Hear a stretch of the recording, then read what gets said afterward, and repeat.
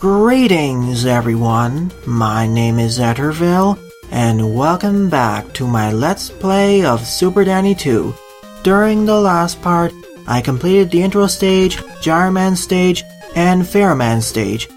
So in this part, I'll continue onwards by defeating Skullman. I don't have his weakness, but out of the 8 Rod Masters, he's the easiest one to bust or duel. Though he isn't easy, none of the RMs in this game are.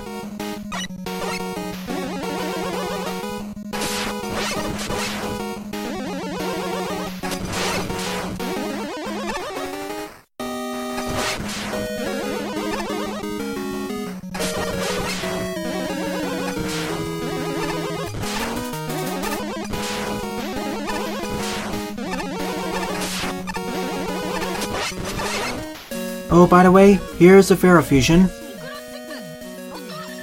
Same transformation sequence as always, so from here on out I'll skip it, with the exception of one of them in the future, but that'll be near the end game. So same movement physics as classic Super Danny and Mega Man. His shots are the Faro shots, but you can only fire them left and right, not diagonally. If you charge up the Faro shot, you'll fire a Faro wave, though it does consume 2 weapon energy. The special ability of Faro Man is the main reason why I went for this fusion the second, but I'll show it off later. Specifically in the next stage.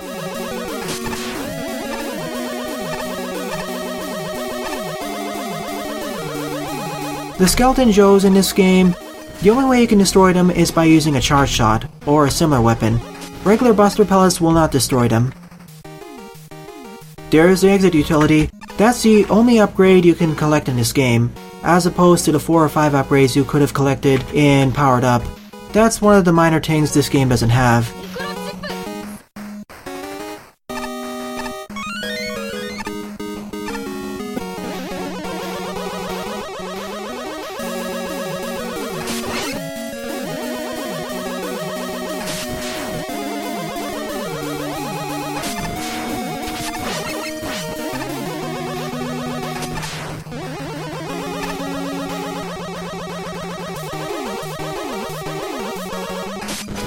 Make sure to keep climbing up this ladder here.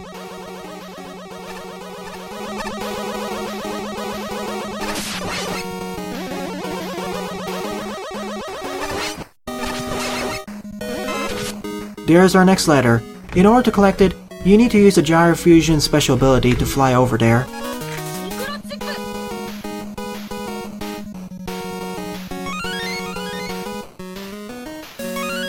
And collect that extra life while we're at it.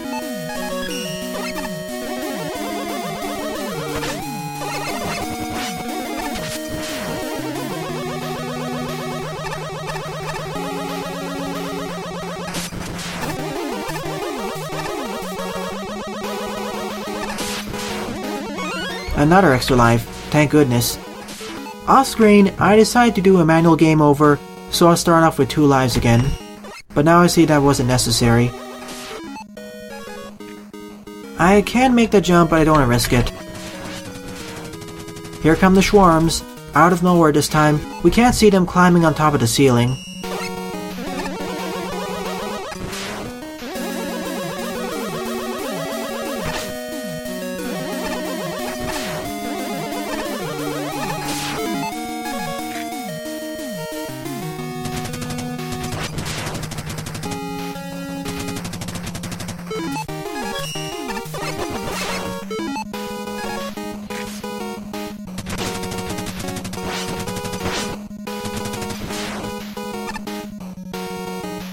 Just for safety. I don't trust myself here. But now I'm almost out of life energy and weapon energy.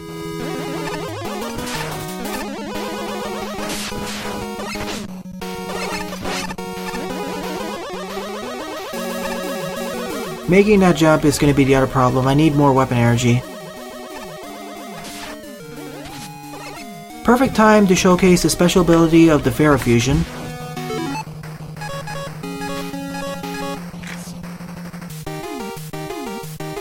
By doing this, you can transform into a Mamira, and once you throw the head, you can walk on spikes just fine. But once you take damage, you're immediately knocked out of that form.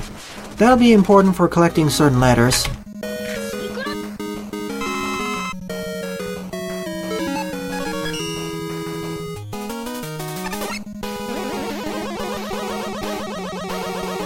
Ah, thank you, Green Eddie. Thank you for the Dew tank. Dew meaning Mountain Dew. They act the same way as E-tanks in the Mega Man Classic games. It's Mountain Dew as that's Super Danny's favorite drink of choice. Suddenly, a blood-red background, a bit eye-searing.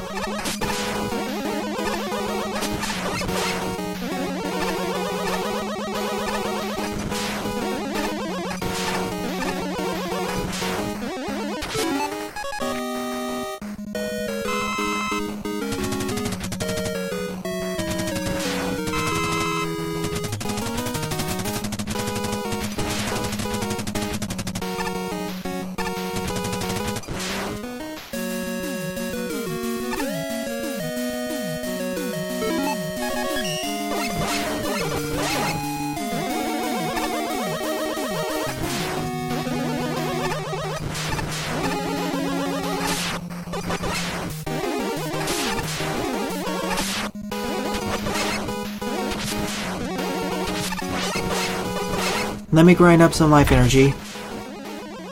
Like such.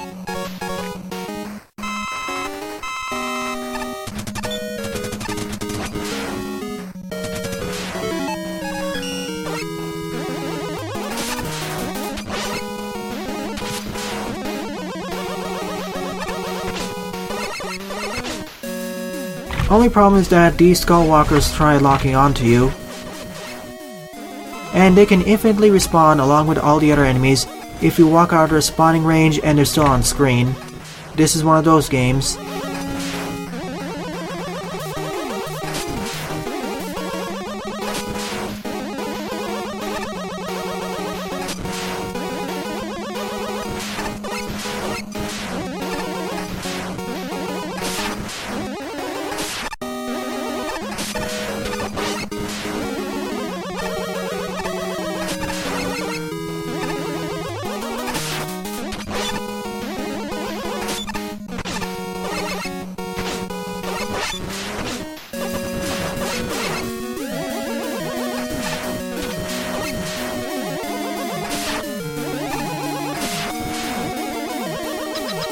I would have loved those extra life pellets, but I don't want to deal with all those enemies.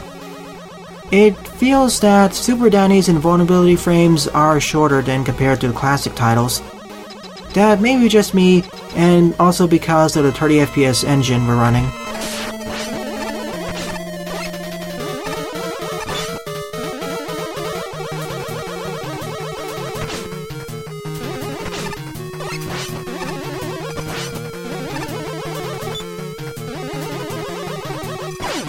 I knew I was gonna die over there.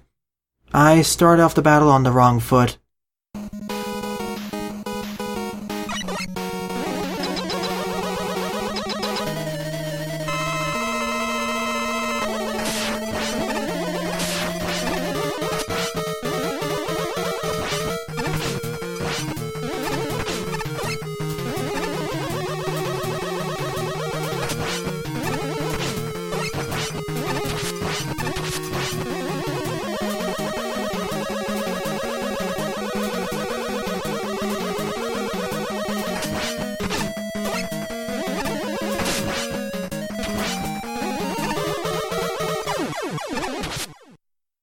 He is one of the most pattern-based bosses of this game. There is a random attack or jumping pattern he can pull off, but he decided not to.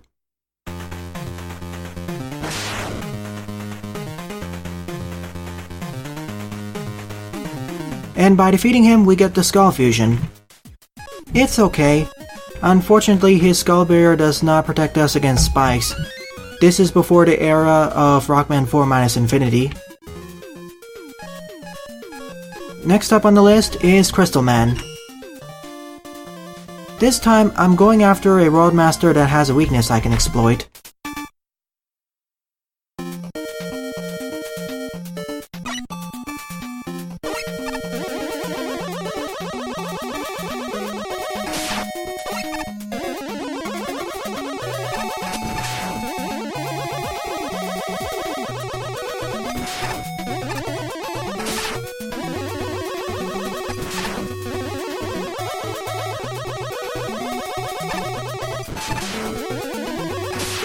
By the way, here's the Skull Fusion. He moves a bit faster compared to Super Danny. Not only that, he can fire slightly upwards and downwards.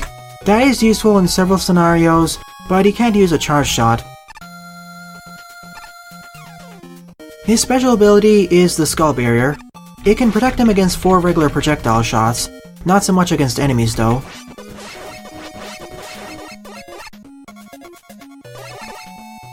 Of course, here are the random crystal droppers. You may think that the best option is to use the Skull Barrier here, but nope, an even better option is to equip the Gyro Fusion and fly through all these. Whenever you take damage while in flight form in Gyro Fusion, you won't actually get knocked out of flight form, which is super handy.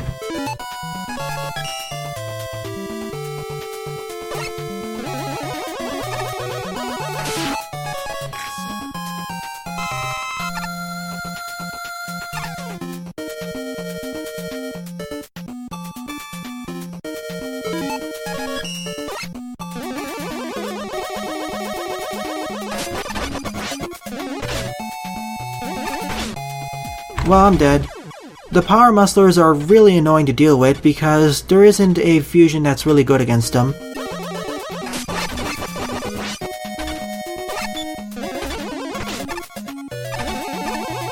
There we go, that was close. A lot better than last time. Here's our next letter, but in order to collect it, you must use the Faro Fusion.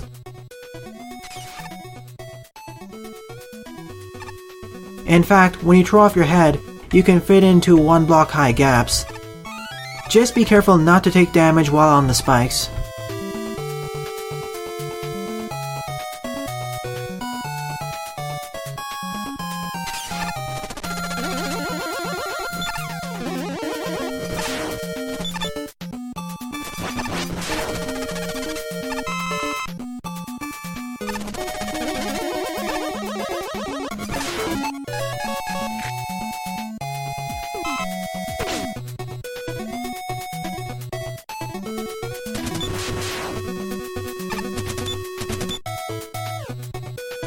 Of course, you could also just use the Faro Fusion's Mimira form and jump under them, but I don't like taking the risk.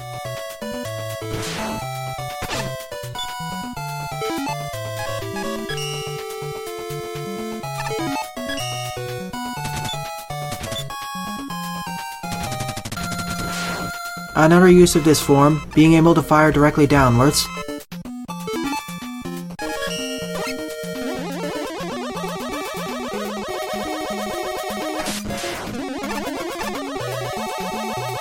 Thankfully, this stage does not have ice physics.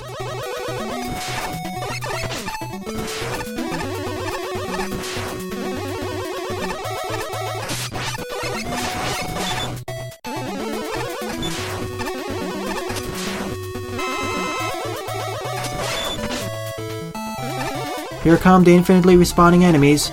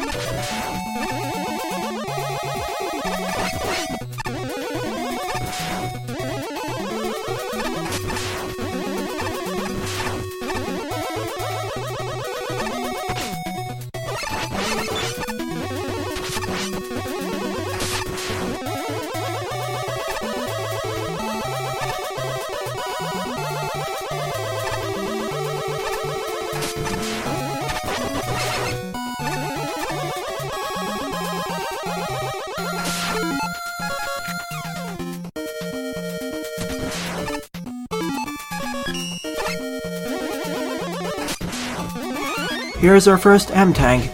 It refills all of our fusion energy and life energies. You can only carry up to 1 of them.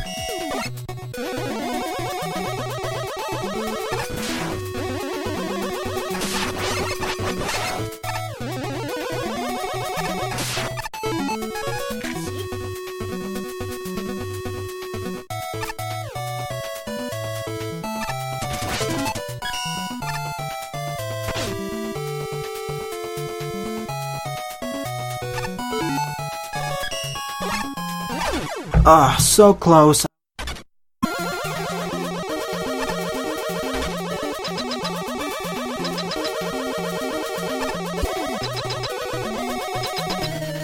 First time, I'll try fighting Crystal Man with just a Mega Buster. Next time, I'll use his weakness.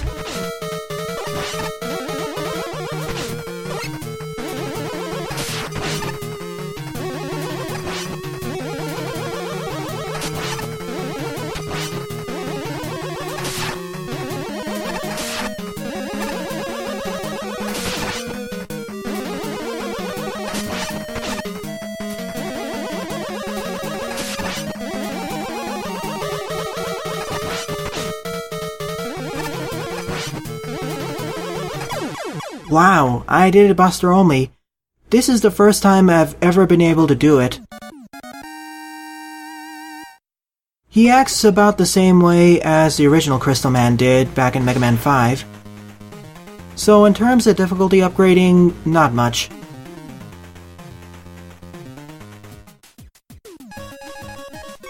I did lose 2 lives in this stage though, so I'm back down to 2. Last but not least, let's go after Snake Man in this part. The reason why I'm going after him now is because he's weak against the Crystal Fusion. Crystal Man himself was weak to the Gyro Fusion.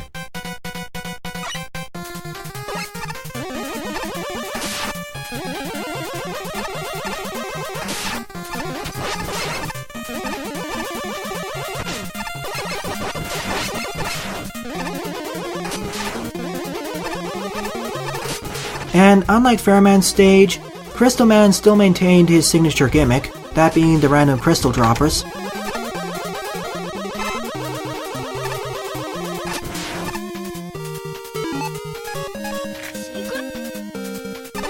Oh, by the way, here's the Crystal Fusion. You can fire up to 6 bouncing crystal shots at a time, before they dissipate.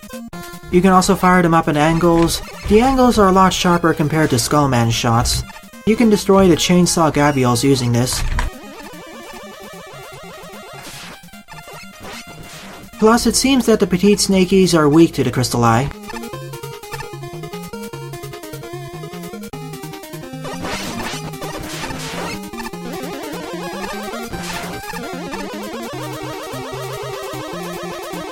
Time for the Mega Snakey mini-boss. The charge shot just murders it.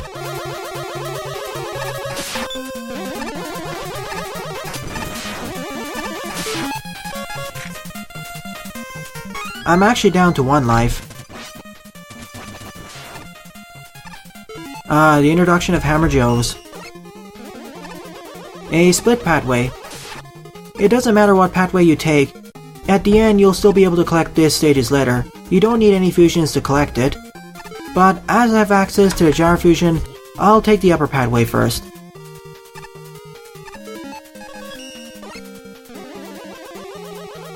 A free dew tank? Well, not really a free dew tank.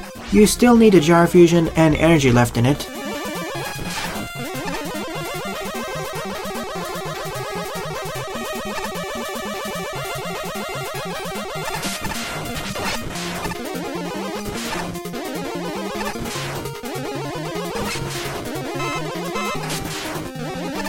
I was hoping for something good.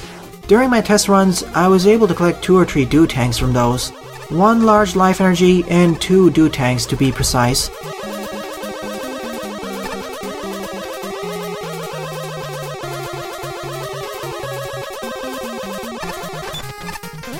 And here's where the 2 pathways link up with each other.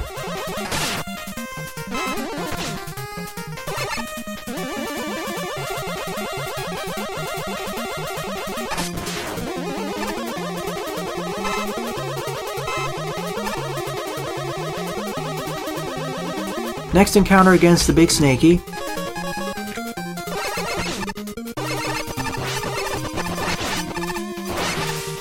The special ability is the giant crystal shot that Crystal Man can do during his boss fight. It only uses 1 weapon energy to use, and it's quite useful in a pinch. It's basically a mini charge shot.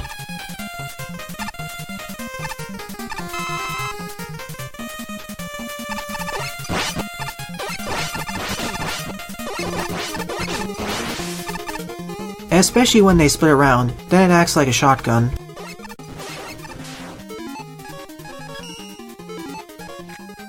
It's possible to make all these jumps, but I'd rather not risk it.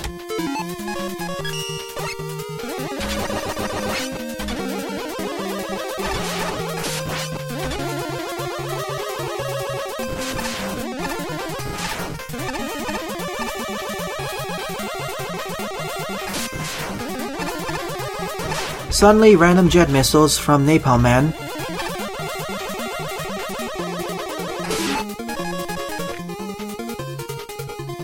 No thanks, I'll skip you, Hammer Joe.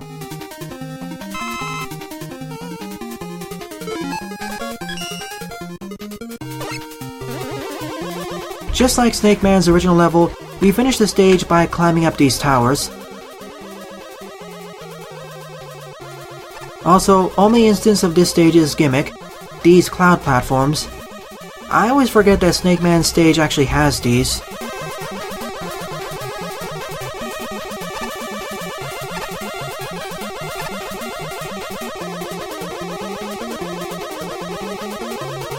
Sometimes making these jumps can be a bit problematic. Next time I'll use Skullman.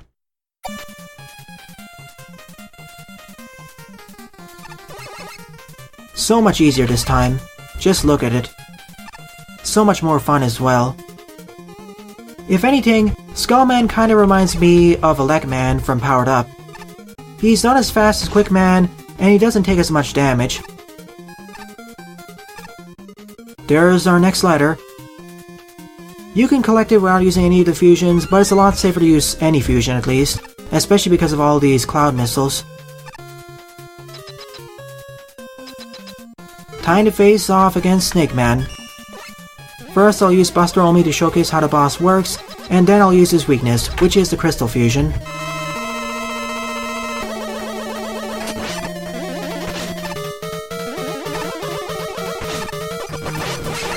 He can spawn in Petite Snakeys in the battlefield itself. Otherwise, his walking pattern I believe is the same as it was back in Mega Man 3. Out of the 8 World Masters, he's one of the toughest to defeat, Buster Only that is, because he can spawn in those Petite Snakeys at any time, plus his movement pattern means that you're more likely to not get hit by him several times.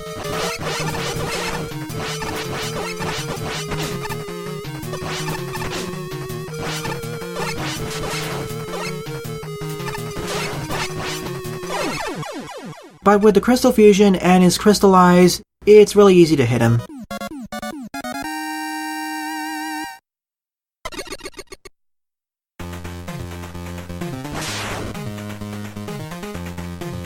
And so by defeating him, we get the Snake Fusion, which I will showcase in the next part.